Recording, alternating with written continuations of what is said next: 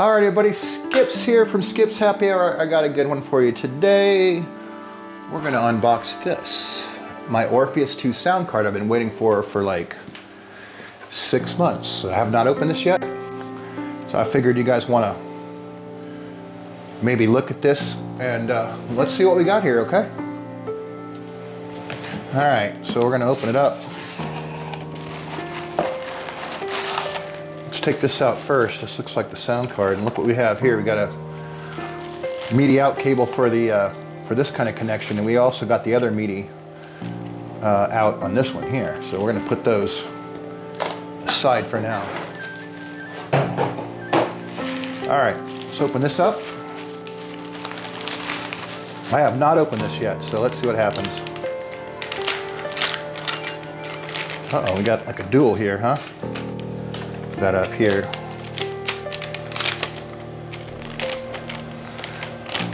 Oh man, look at this.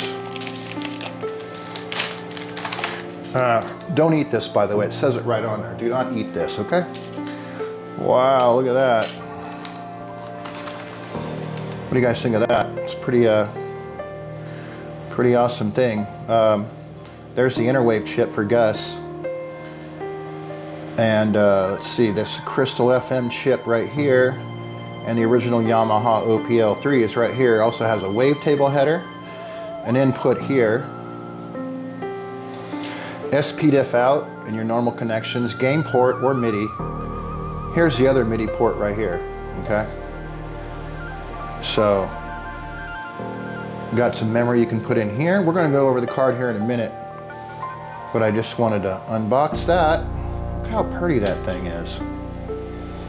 I like it. So let's go over to and check out this here. All right, so here it says that the Orpheus II has been greatly upgraded. They added the AMD InterWave for native compatible with GUS. It's also got a 1 meg ROM bank and a SIM card for up to 16 megabytes of RAM. It does have the Crystal audio controller, which also offers these compatibilities. And also an OPL3, okay? It does record at pretty high outputs at 44 hertz, 44,000 hertz, 4 PCB layer, 2 MPU 401s, so it's got the external crystal, which is a big one on there, and also the PCMIDI intelligent mode. It's got a game in, line out, microphone, and SP, your digital ports.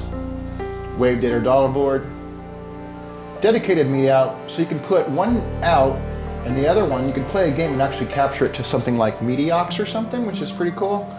And obviously it's got the Gravis UltraSound InterWave setup on it, so pretty excited about that, man. I think it's going to be really awesome. Yeah, so there you go. Got a bunch of jumpers on it.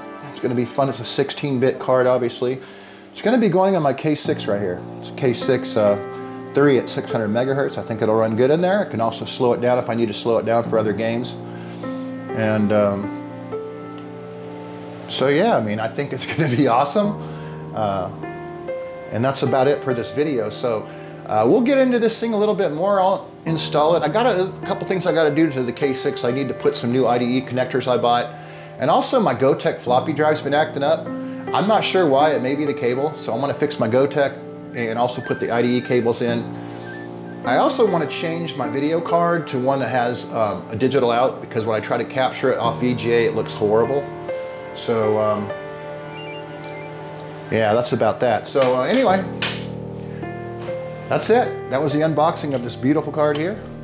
We're going to have fun putting it in and trying to configure this thing. It does all kinds of different modes and operating conditions. You can't do them all at once, unfortunately, but we can do a lot of them. So, all right, man, if you guys like the video, want to see this thing in the machine, do me a favor, subscribe to my channel. I'm trying to get views, and I'm not the greatest YouTuber in the world, but I'm trying, okay? So if you guys don't mind, just hit the subscribe. We'll do a lot more stuff. We'll get this GUS thing in here, and we'll try the SoundBlaster, we'll try the Adlib, we'll try the MIDI ports, and we'll even try to do a MIDI port off a game and then record it into another software, see if we can record the MIDI audio, the MIDI file directly into my MIDI capture device.